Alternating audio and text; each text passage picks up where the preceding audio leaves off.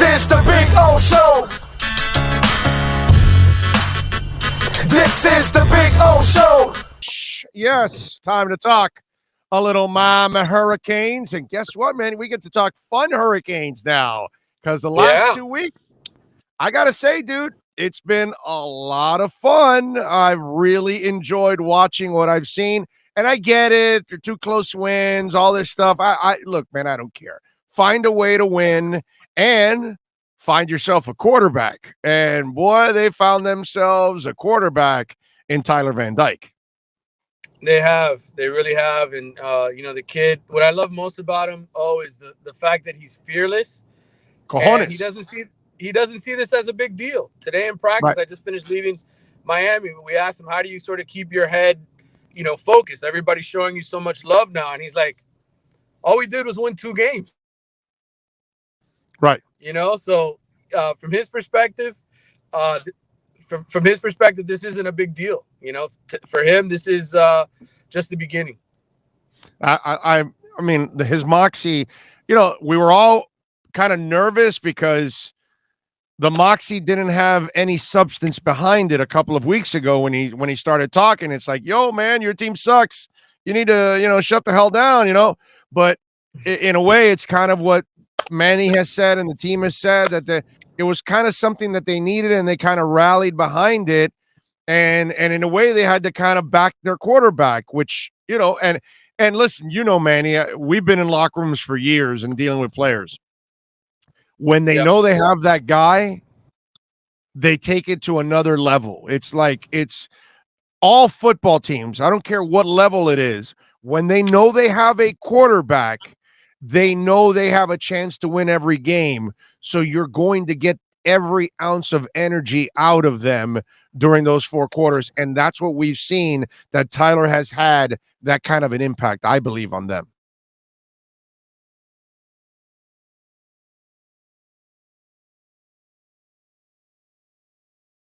Yeah, and I think you hit it on the head. I think when you know that you can win a game and you've got that motivation that, hey, we can be something a lot better than we've been, and that guy's going to lead us to victories, you're just more enthusiastic. If you take the field with a quarterback that you don't have confidence in, you're going to kind of like, well, we're probably not going to win today.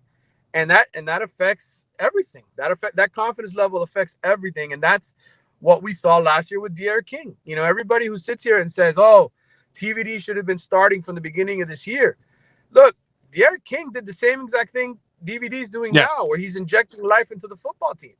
And that's where you have to give Manny Diaz credit. He's done it now with 2 quarterbacks, not just 1, with 2. And they've done a good job recruiting those guys. And yes, Dan Enos is the one who recruited Tyler Van Dyke. But guess what? Manny Diaz hired Dan Enos because he was the quarterback whisperer at Alabama. So give him credit for that. Yes, Dan Enos didn't work out as a play caller. The offense wasn't good enough. But he recruited the quarterback, and that's what matters. You get the players in. That's number 1.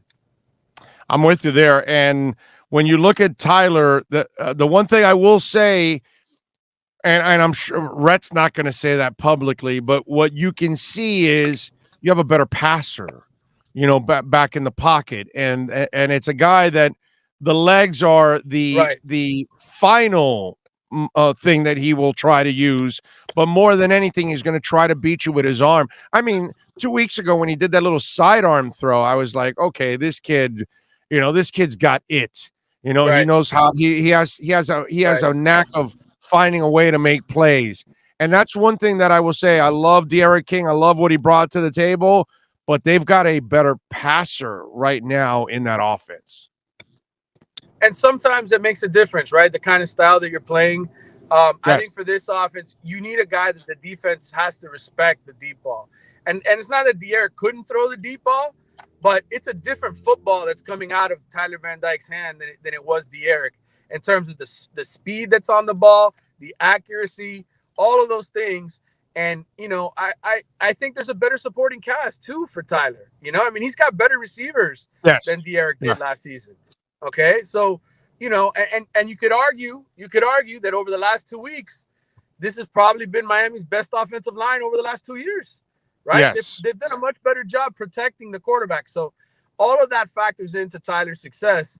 But overall, yes, and I think more than anything, I think Rhett admitted it yesterday. He said, "Look, I didn't have the confidence to let this guy rip it against Virginia. It was his first league start.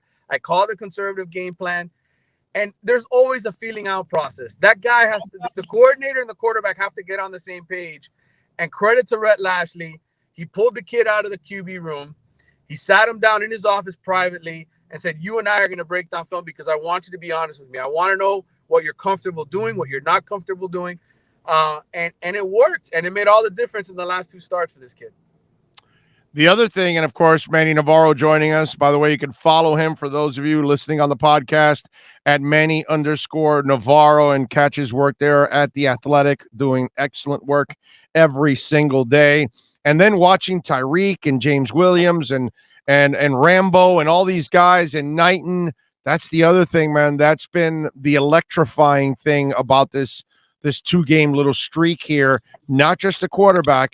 It's watching all these fresh faces actually make a major impact on what's going on.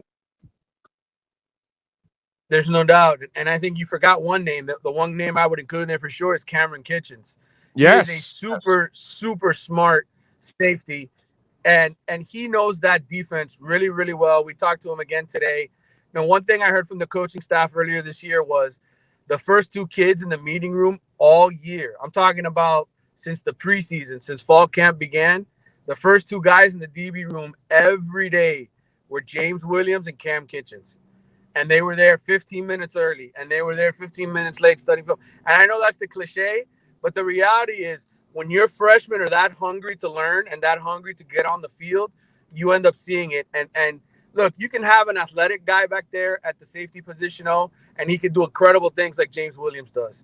But when you got somebody who's really smart and really understands defense the way Cam Kitchens does, and you hear the kid talk and you hear the kid explain what he sees, that's really impressive. You need an Ed Reed back there, right? Well, this kid is kind of like Ed Reed in my mind. He has that kind of cerebral notion. He knows what to call out, and he fit in perfectly replacing Bubba Bolden, who to that point had been their quarterback back there. And so I thought, yes, they had some breakdowns early, but once he got the hang of it, that defense was doing a good job. I mean, he snuffed out that Philly special, right? Yeah. That trick play that Pitt was going to run. And that's a freshman. It's a true freshman. That's a kid who was in high school last year. And he's figuring that out at the line of scrimmage just because he's smart enough to do it. So kudos to this kid. Kudos to the coaching staff for all the freshmen. Jalen Knighton's been playing phenomenally. Besides Tyler and James Williams, you got other kids that are contributing, that are young players. Chance Williams is playing. He's deflecting balls.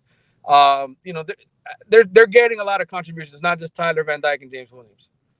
And if he can continue this and have some success, well, I was afraid that the transfer portal at the end of the year was going to include young players and, of course, some of the veteran players that maybe want to get the hell out. But now, if you can continue what we've seen the last 2 weeks for the rest of the season, well, maybe the transfer portal is only going to have those guys that you really want to get rid of now. That's kind of what you're fighting now for the rest of the year, right? Absolutely, and I will say this based on some conversations that I've had, that is the priority at Miami, is to make sure that the best players don't leave this program. And that's all they're pretty much concerned with. Georgia Tech, FSU, Virginia Tech, and Duke. Those are the last 4 opponents. Should they win the next 4 games? And Vatek, by the way, is home. Yeah, I think they're going to – I think they've got the best quarterback in all 4 of those matchups. And I think FSU's season will essentially be on the brink. FSU's got to play NC State this week. They'll have 6 losses after that.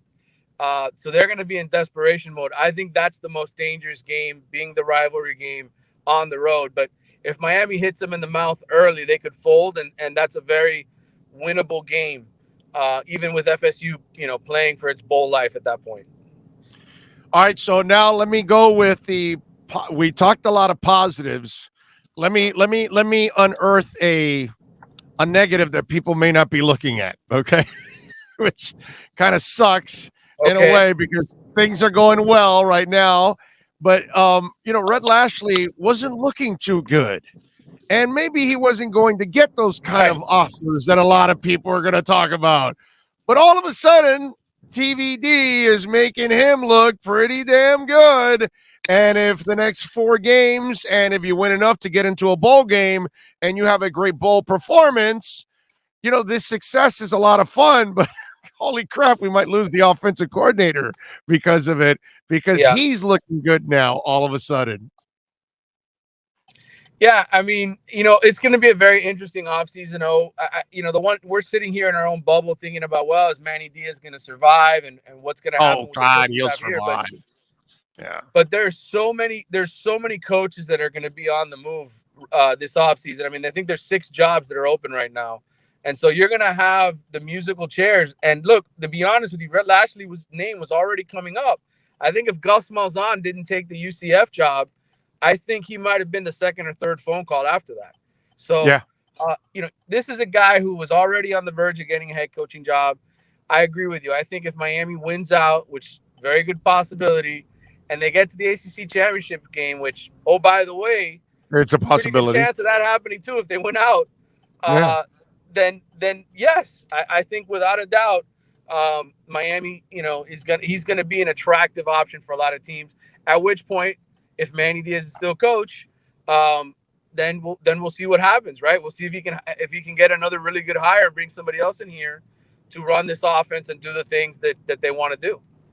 Manny, they could have lost all these games. They weren't firing Diaz anyways. But we got to stop with it. You and I know that they weren't going to swallow 2 years of salary. And let me tell you, by you saying that there's 6 jobs open, that's actually a terrible thing for the University of Miami, because then that means you get into a bidding war. And for a school that doesn't want to pay their coaches, to get the elite coaches, the last thing they want to do is be involved in a bidding war, because they're going to end up getting the crumbs that are left over is basically what they'll end up with. I think that's been the narrative for the University of Miami for a long time now. And I understand where it comes from, because they've never proven to us that they're going to spend big money. But having some conversations here in the last couple of weeks with some people, I'm beginning to think that things are going to change. I'm actually going to have an article here in The Athletic soon. It's going to have some very interesting information. All right. Well, we look forward to that. Subscribe to it, because I definitely I would love to see them actually spend some money and take it to the next level. That would be really nice, man. I got to say, I watch every game, no matter how bad it is, Dolphins or Canes or Inter Miami, whatever it is, or Marlins. But this was fun, dude, the last 2 weeks. I got to say, a lot of fun. It was put a smile on my face. It was nice to see the quarterback play. It was nice to see playmakers, on defense. That was really nice to see. I'm just saying, I enjoyed it, man. All right, Georgia Tech. That should be. I know they passed the ball now, but that still should be a win, right? Yeah, I think as long as they keep their quarterback contained, Sims is a good quarterback. He's a very elusive guy. He's a guy who I think is going to be a problem in the conference for the next 2 years. And so to me, it all comes down to that. How well do they stop the running quarterback? They didn't do it against Sam Howell, but they've got different guys on the field now, right? And they've got a different mentality. And so, but I think offensively, Miami should be able to score on Georgia Tech pretty good and win this game. I think the spread is 9, if I'm not mistaken. I don't trust these guys to cover the spread. They've just played close games every week. Yeah, no, of course. You can't trust I would take Georgia Tech with the points, but I think Miami wins. Yeah, you can't. We've had fun, but doesn't mean you can trust the University of Miami football team yet. But it's been fun. Hey, man, when you do good, it's like people were freaking out that I was giving Manny credit on Twitter on Saturday. And it's like, why are you doing this? And I go, well, because the man deserved. Give him credit. I may not be a Manny Diaz fan or a Manny Diaz believer, but dude, give him a little love, bro. At least they played well the last 2 weeks, and they've won against 2 ranked teams, 2 teams that I thought they were going to lose to, bro. We all did. We thought they were going to lose those games, so they won. Give them a little.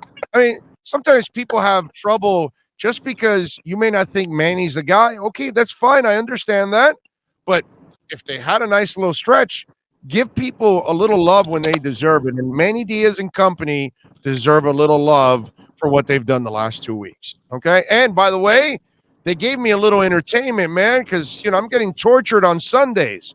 So I was getting tortured Saturdays and Yeah. Sundays. It was nice to have, a day off of torture on Saturday. So, I'll take it, bro. I'll take it. And And if you what's tell me crazy, they're gonna spend, if you tell me they're gonna spend, I'm gonna get sexually aroused now all of a sudden. So that's gonna be a lot of fun. I left you speechless. Well, we'll see what happens, but I'll tell you this.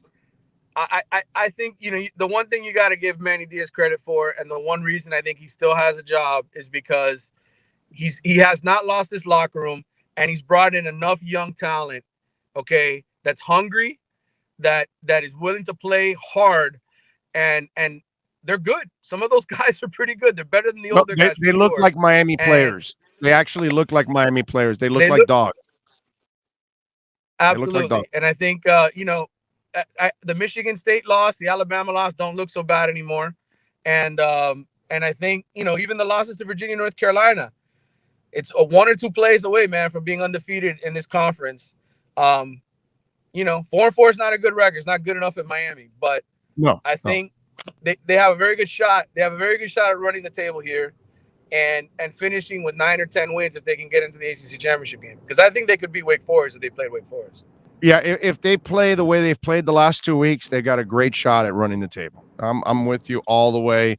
That'll be a lot of fun. All right, let's have a little fun, and we're having fun now. You're actually covering a fun team now. Kids are enjoying themselves, the winning. Maybe now Manny won't be nearly as uptight. He can start to loosen up a little bit, so he doesn't think about his job nearly as much. So it's got to be a better atmosphere right now for you.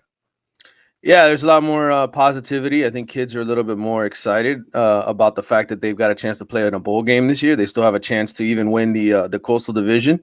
So I think there's a lot to look forward to. I mean, had they lost these last 2 games and they were 2-6, who knows what kind of state we'd be in. But Tyler Van Dyke has emerged, and they've got a real quarterback now, and they've got some guys in the secondary, some freshmen to be excited about at the safety position, guys who were better than the ones that they replaced. And I just think there's some positivity here behind the program. It's not over yet, though, man.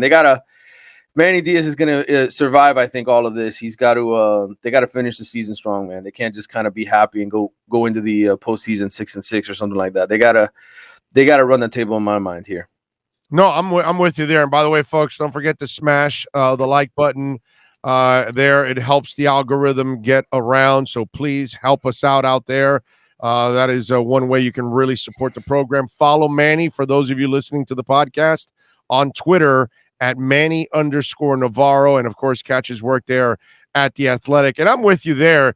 But I think they know that too, right? I mean, yeah, they know these 2 games doesn't make their season. Plus, if anything, if you go the other way again, then you just prove that was like, I'll give you an example. I doubt you follow Inter Miami, but Inter Miami was like brutal at the beginning. And then for an 11-game stretch, they won a bunch of games and all of that. And then they went back to finish the season to what they really were. And so it was just an aberration. And I think their staff doesn't want these 2 games to be an aberration. I'm sure even the players don't want this to be an aberration, that, okay, wow, we peaked for a moment, but that really wasn't us. This is who we are, what you saw at the beginning of the year. That in itself has got to be some motivation to prove to people that, hey, we're the team that you've watched the last 2 weeks, not the team you watched before that. Absolutely. And I think the most important thing is that the leaders recognize that, right? Like Tyler Van Dyke the other day after practice said, all we've done is win 2 games, Right. And I think when you have your quarterback who's, made four real starts in his career, and he's already thinking that way, that there's much more to achieve. And the guys that are leading the defense are feeling that way as well. Then you got a hungry football team. You don't lose your passion. And look, the teams that they've got down the stretch aren't as good or don't have as good a record as NC State and Pitt, the 2 teams that Miami just beat, but they still got players, and this Georgia Tech team still has some guys that aren't bad football players. So this isn't going to be like I know Miami's favorite, I think by 9 points or something like that. I still think it's going to be a good game. I still think it's going to be a fight potentially to the last possession, just because I don't think there's that much separation between Miami and Georgia Tech and a lot of the teams that are left on the schedule. No, I'm with you there. What are you walk us through? What is Georgia Tech now? Because I've watched them and they're a much different team than what we were used to for so many years under Paul Johnson. Yeah, I mean, now they are essentially a spread offense. They got Jeff Sims at quarterback, a kid who is really athletic, a guy who can make throws on the run, who forces the defense to extend. They got Jahmyr Gibbs in the backfield, a kid who's one of the better running backs, I think, in the ACC. So they've got legitimate weapons. This is not the old Paul Johnson offense. They've got some receivers as well that can make plays. So, look, Atlanta's loaded with talent year in and year out. It's just like Miami, right? There's always players in the area. They just haven't always gone to Georgia Tech. They've gotten a handful over the years.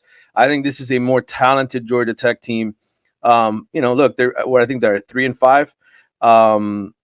They're not winning a ton of games, but they're in a ton of games. They almost beat Clemson. They've played other teams tough on their schedule. I don't think it's going to be a walk in the park. And I think they're a pretty well coached team for the most part. Miami, how are they injury wise going into this game? Yeah, I mean, nobody key was lost to injury. I think they're trying to take care of Jalen Knighton by giving him some rest during the week, just like NFL teams do with their stars, right? The guys who take a pounding. So Jalen Knighton's been sort of in a red non-contact jersey just out of, to save his body for game day. But other than that, I mean, there really hasn't been anybody else of consequence that's been banged up after last week. I mean, everybody's dealing with bumps and bruises at this point, but nobody, I think, who's going to be held out of this game because of injury. All right, that's good. That's good to hear at least. The Rooster, how's he feeling? Because he had a nice look last week. Well, that's what I was just talking about, Jalen Knighton, the Rooster. That's that's the guy who really, if you think about it, he's made a huge difference as well. Obviously, Tyler Van Dyke has played great, but I would say he's number 2 on the reason why this offense is so much better, because he can really find some holes, slip through cracks, and I think he's really, really great in the open field out on the perimeter when they throw him in the passing game. I think that's an added element to this game that defenses, maybe they sit back in coverage, but you got to deal with that running back out of the backfield, and he just gives them that added element, especially with the tight ends not playing great all season, right? It's kind of been an up and down thing with tight ends, so this is kind of the other option. And whenever Miami's had good backs out of the backfield, man, catching passes involved in the passing game, that's to me when you've had really good Miami offenses, right? I mean, you think back to Willis McGahee, Alonzo Highsmith, right? It's always guys catching the ball out of the backfield and making something with it, and Jalen Knighton's is that breed. Now, listen, we're watching success with the quarterback. We're watching success with the running game. How much do we credit the dudes up front now? Well, I think there's more continuity, right? I mean, I think there's when guys can play together and you're not playing musical chairs every single week and bringing this guy in and putting this guy out, these guys can work together and start to trust each other a little bit more. And so, Navon Donaldson last game didn't have a great game. I think he was penalized twice. He was beaten on a couple plays. Almost, I think he was the one responsible almost for the almost safety, the one that wasn't called. So, you need better play out of him. But I think for the most part, those guys have sort of held their own. I think Ja'Kai Clark, he played center in high school, but, he was a guard at Miami his first 2 years. Now all of a sudden he's taken over. I think he's playing the center position better than Corey Gaynor and the guy that they had before him. So they're getting better play. They're getting better blitz pickup, I think. When they're giving up sacks, it's usually the tight end or the running back missing an assignment. So I think as a line as a whole, they're playing better. Could it be better? Yes, there's no question that they could still be a lot better.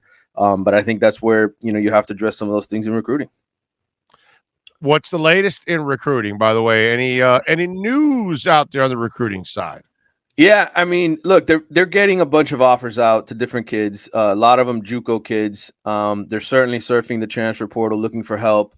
I think, the one thing Manny Diaz said this week, and he kind of reiterated this from the week before, is, you can't just look to high school recruits anymore. And I've had a lot of conversations with high school coaches, and they're all saying the same thing. Like, a lot of recruiting is going to be done through the transfer portal. Like, it's going to be coaches looking to see who's available, which college-ready kids who've already had an experience in college are available to come in and help the program out. And I think, Manny's not going to be alone in that. I could see a scenario essentially where you sign 15 high school kids and 10 transfers every single year, because you have 15 kids you can develop in the background and 10 that you can plug in to fill holes.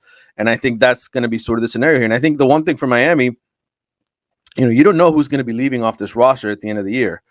Because of the extra year of eligibility, they're over the 85 limit, in terms of 5th, 6th, 7th year seniors. We don't know who is going to be coming back, who's going to enter the transfer portal. There was one kid who entered the transfer portal this week, a defensive end who was part of their 2020 class, who just wasn't going to get on the field. So I think in the long run, Manny Diaz, recruiting isn't just going to be, okay, here's December, we're going to sign 25 kids and boom, we're done. Alabama can do that, right? Ohio State can do that. Miami and everybody else has to look for help in the transfer portal because there's just too many holes. Linebacker, I think cornerback after Tyreek Stevenson leaves after this year is going to be a position of need.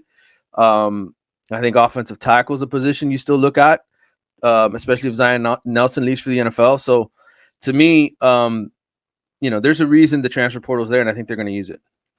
All right. Yeah. Listen, why not? They've had some, not everything's been successful coming out of the transfer portal, but they've had some success. With Charleston Rambo, Tyreek. I mean, you go back to KJ Osborne. He's kind of a forgotten one, right? Because he was on the team 2 years ago. But he was their number one receiver. I mean, Jalen Phillips, Quincy Roche. Manny, yes, you have had a Tate Martell here or there, but I think but I mean the what's it called? Your other quarterback, Derek King. Derek King, right? Isn't he a transfer portal guy? I mean, yep. That's I think that's just the way of life now in college football, and that's what the biggest difference is going to be. I think we're all just used to, hey, you signed 25 freshmen.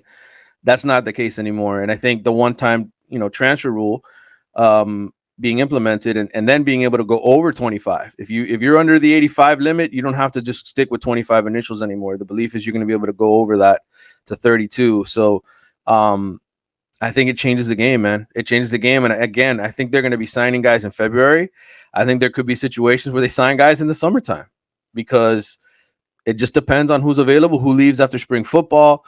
It is an ever evolving. This is going to become like NFL free agency in my mind.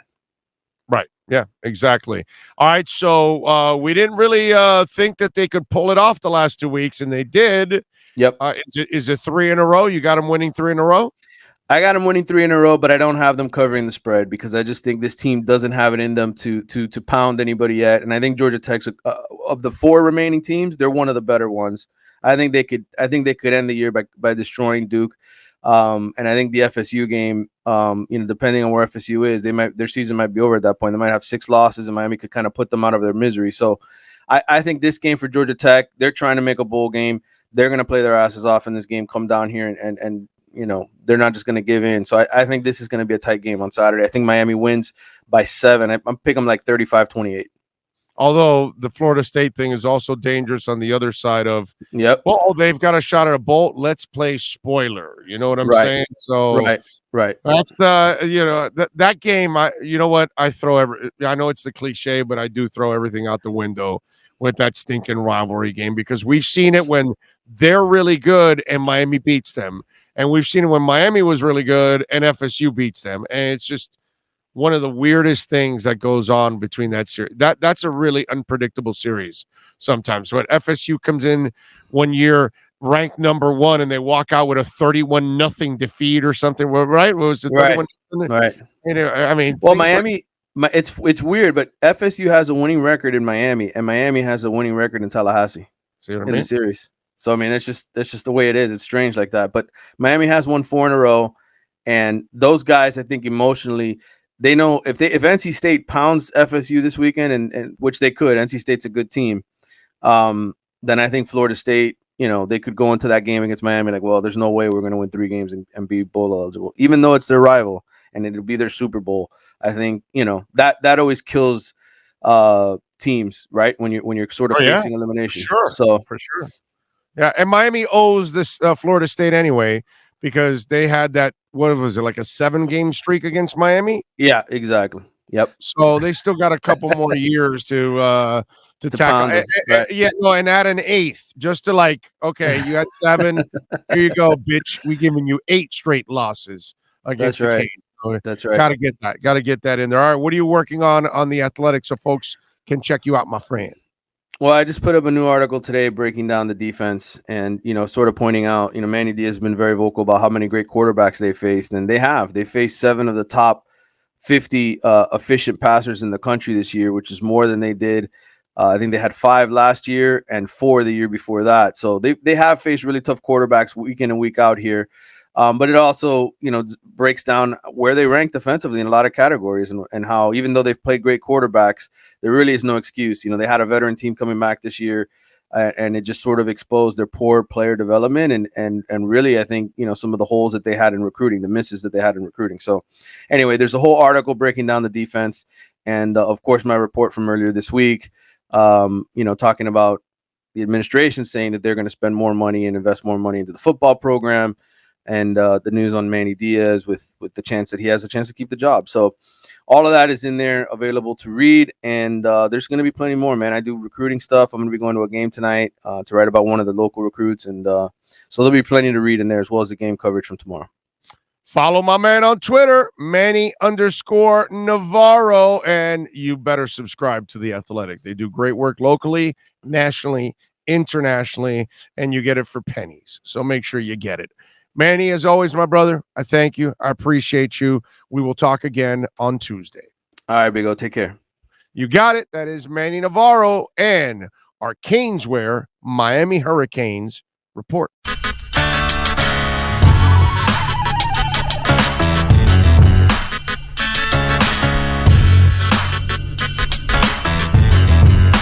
This is the Big O Show. This is the Big O Show.